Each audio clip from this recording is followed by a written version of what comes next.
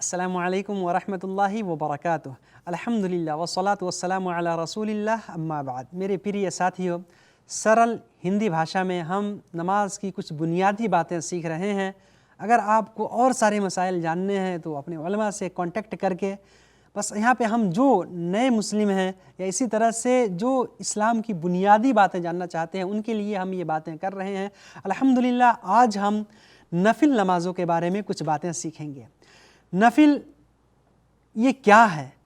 अमूमन हदीसों में ततव्वु यानी फ़राइज़ नंबर एक फ़र्ज़ नमाज़ें, अनिवार्य नमाज़ें, और उसके अलावा जो दूसरी नमाज़ें हैं उनको ततव्वु कहा गया है, जिनको हम सुन्नत कहते हैं, नफिल कहते हैं, सुन्नत मुअक्कदा कहते हैं, सुन्नत गैर मुअक्कदा कहते हैं। ये इस तरह से। ऐसा क्यों हुआ?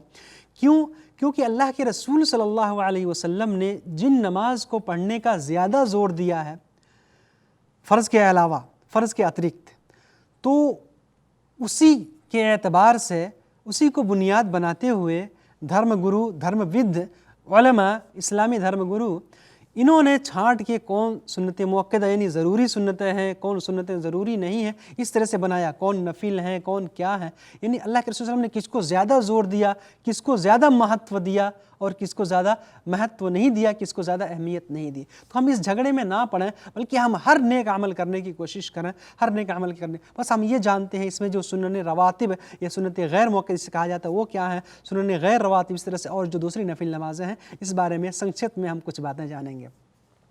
सबसे पहले सुनन रवातिब यानी सुन्नत गैर मुअक्कदा, तो ये 12 रकात हैं। अल्लाह के रसूल सल्लल्लाहु अलैहि वसल्लम ने बयान फरमाया, मन सल्ला लिल्लाहि थिनतै अशरत रकाअतन ततव्वुअन गैरल फरीज़ा बनल्लाहु लहू बैतन फिल जन्नह। सुभान अल्लाह। क्या फरमाया कि जो शख्स दिन और रात में फ़र्ज़ नमाज के अलावा 12 रकात ततव्वु पढ़ता है यानी सुन्नत पढ़ता है, तो अल्लाह ताला उसके लिए जन्नत में एक घर बना देता है। अल्लाह ताला उसके लिए जन्नत में एक घर का निर्माण कर देता है, या उसके लिए जन्नत में एक बेहतरीन घर बना दिया जाता है। मेरे भाई, इसी तरह से हम 12 रकात ये ज़रूर पढ़ने की कोशिश करें। ये 12 रकात कौन कौन से हैं? नंबर एक, आप लोग ध्यान दीजिए और ज़रूर पढ़िए, हमेशा पढ़िए। नंबर एक, फजर से पहले 2 रकात, ज़ोहर से पहले 4 रकात, ज़ोहर के बाद 2 रकात, ज़ोहर फ़र्ज़ के बाद 2 रकात, कितने हो गए? 8। और फिर मगरिब के बाद 2 रकात और इशा की फ़र्ज़ के बाद 2 रकात। ये टोटल 12 रकात हैं।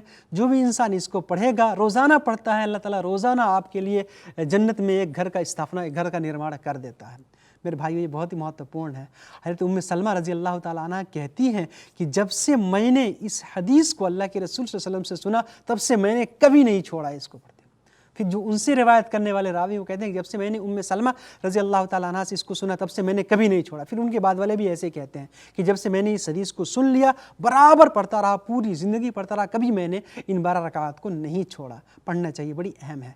इसी तरह से मेरे भाइयों, नफिल नमाज और भी हैं इनके अलावा, जैसे वित्र की नमाज। अब हमारे यहाँ लोग कहते हैं कि वित्र की नमाज ये वाजिब है, नहीं। जैसे मैंने कहा, फ़र्ज़ के अलावा जितने भी नमाज है, अल्लाह के रसूल ने ततव्वु का नमाज कहा है और हम उसे नफिल या सुन्नत मुअक्कदा कहते हैं। तो ये वित्र की नमाज ये भी बहुत महत्वपूर्ण है, अहम है। अल्लाह के रसूल सल्लल्लाहु अलैहि वसल्लम सफ़र में भी इसको नहीं छोड़ते थे।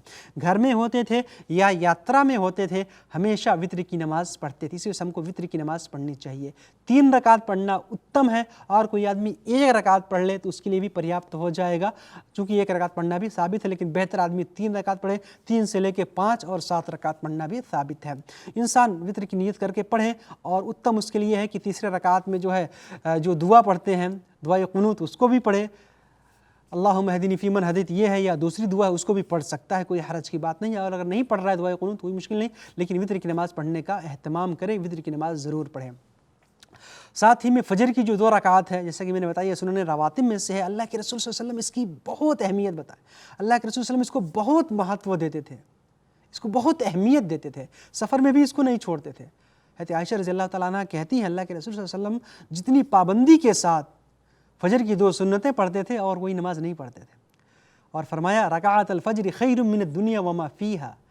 ये फ़जर की जो 2 सुन्नतें हैं वो इस दुनिया से और दुनिया के अंदर जितनी भी चीज़ें हैं, इन सारी चीज़ों से सबसे अफजल है, सबसे उत्तम है और बेहतर है। मेरे भाइयों, 2 सुन्नतों के बारे में ये हुक्म है। تو اور جو نمازیں ہیں ان کا کیا حکم. اسی وجہ سے ہم کو نماز جو ہے پڑھنی. اس کے علاوہ چاشت کی نماز ہے جو سورج نکلنے کے بعد پڑھتے ہیں, اس کی بھی بڑی اہمیت, بڑی فضیلت حدیث میں آئی ہے, اس کو بھی پڑھنا چاہیے. چاشت کی نماز سورج نکلنے کے بعد شروع ہوتا ہے, اور اسی طرح سے زوال کے ٹائم میں جو اس کا ٹائم ختم ہو جاتا ہے, کم سے کم 2 رکعت ہے, اور زیادہ سے زیادہ جو ہے وہ اس کی کوئی حد نہیں ہے. اور میں نے بتایا جو ہے وطر کی نماز کے بارے میں, تو وطر کی نماز کا جو وقت ہے, اس کا جو سمے ہے, وہ عشاء کے بعد شروع ہوتا ہے.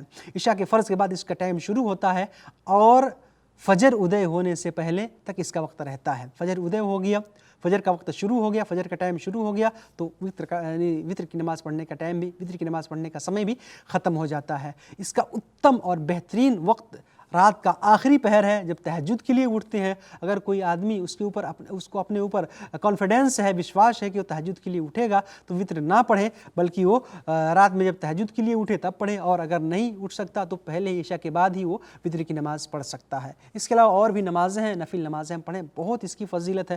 نفل نماز پڑھتے رہیں گے تو جو فرائض کا حساب و کتاب ہوگا اس میں کچھ کمی ہوگی تو نفلوں سے اس کو پورا کر دیا جائے گا. اور اگر آدمی کے پاس نفل نمازیں نہیں ہیں پھر کیسے پورا کیا جائے گا. یہاں پہ ہمیں ایک بات اور جان لیں کہ نفل نمازیں یہ گھر میں پڑھنا اتم ہے. فرض مسجد میں جا کے جماعت کے ساتھ ساموہک روپ سے پڑھیں گے, جبکہ نفل نمازیں اس کو گھر میں پڑھنا اتم اور بہتر ہے, کیونکہ اس سے گھر میں برکت آتی ہے, اس میں سے گھر میں جو ہے اللہ کی دیا اور کرپا اور شانتی یہ نازل ہوتی ہے, اللہ کی دیا کا اوترن ہوتا ہے. میرے بھائیو, یہاں پہ ہم ایک بات اور جان لیں کہ کن سمے میں نماز پڑھنا درست نہیں ہے. تو سب سے پہلے یہ جان لیں, فجر کے بعد, سوریہ ادے ہونے کے بعد سے لے کر کے, اب آدمی نہیں بلکہ فجر کی نماز کے بعد, فجر کی نماز کوئی پڑھ لیا تو اب فجر کی نماز پڑھنے کے بعد سے لے کر کے سوریہ ادے ہونے تک پھر کوئی نماز نہیں پڑھ سکتا. اسی طرح سے زوال کے ٹائم میں, جو دوپہر کا ٹائم, جب سورج بالکل سر کے اوپر ہوتا ہے, اس ٹائم میں بھی نماز نہیں پڑھ سکتے. اور پھر عصر کی فرض نماز پڑھ لینے کے بعد سوریاست ہونے تک بھی نماز پڑھنا مناسب, جائز اور درست نہیں ہے. لیکن یہاں پہ ہم کو ایک بات اور جان لینی ہے کہ کون سی نماز ویسے عمومی طور پہ, جنرلی سامانیہ طور سے جو نفل نمازیں ہیں اس کو ہم نہیں پڑھ سکتے, لیکن جو کارن ویش پڑھی جانے والی نماز ہے, سببی نماز ہے, اس کو آپ پڑھ سکتے ہیں. فجر کی 2 سنتیں چھوٹ گئی, فجر کے بعد پڑھ سکتے ہیں. اتم ہے کہ سورج نکلنے کے بعد آپ پڑھیں, ٹھیک ہے. اور کوئی فجر کی آپ فجر کی جو ہے جو انیواریہ نماز, فرض نماز وہ چھوٹ گئی ہے, تو جو کارن ویش جیسے کوئی نماز چھوٹ گئی فرض نماز, تو آدمی اس کو پڑھ سکتا ہے. ان جو یعنی ممنوعات وقت ہیں جس میں نماز پڑھنا منع کیا گیا ہے, جو نشیدت سمے ہے, اس میں بھی اس کو پڑھ سکتا ہے. جو نمازیں اس کی چھوٹ گئی ہیں, یا جنازے کی نماز ہے, یا کوئی آدمی مسجد میں پرویش کیا عصر کے بعد, عصر تو پڑھ چکا تھا, کسی دوسری مسجد میں گیا تو تحیۃ المسجد, یا وضو کیا تو تحیۃ الوضو, اس طرح کی نمازیں جو ہے وہ پڑھ سکتا ہے. طواف کر رہا ہے تو طواف کی 2 رکعت وہ فجر کے بعد اور عصر کے بعد بھی پڑھ سکتا ہے. سببی نمازیں پڑھ سکتے ہیں. باقی ویسے ہی عمومی طور پہ, سامانیہ طور پہ, جنرلی طور پہ جو ہے کوئی بھی نماز ان نشیدت جس میں نماز پڑھنا منع کیا گیا ہے اس میں انسان نہیں پڑھ سکتا ہے. باقی اور وقت میں آپ نمازیں پڑھیے, نفل خوب زیادہ پڑھیے, اس سے ہمارے درجات بلند ہوتے ہیں, ہمارا درجہ اچ اور سرشٹ ہوتا ہے, اور ہم مہان ہوتے ہیں. اللہ تعالی ہم سب کو ہر نیک عمل کی توفیق عطا فرمائے. اللہ تعالی ہم سب کو دنیا اور آخرت میں بہترین زندگی اور ہر طرح سے ہم کو کامیاب کرے. آمین. والسلام علیکم ورحمۃ اللہ وبرکاتہ.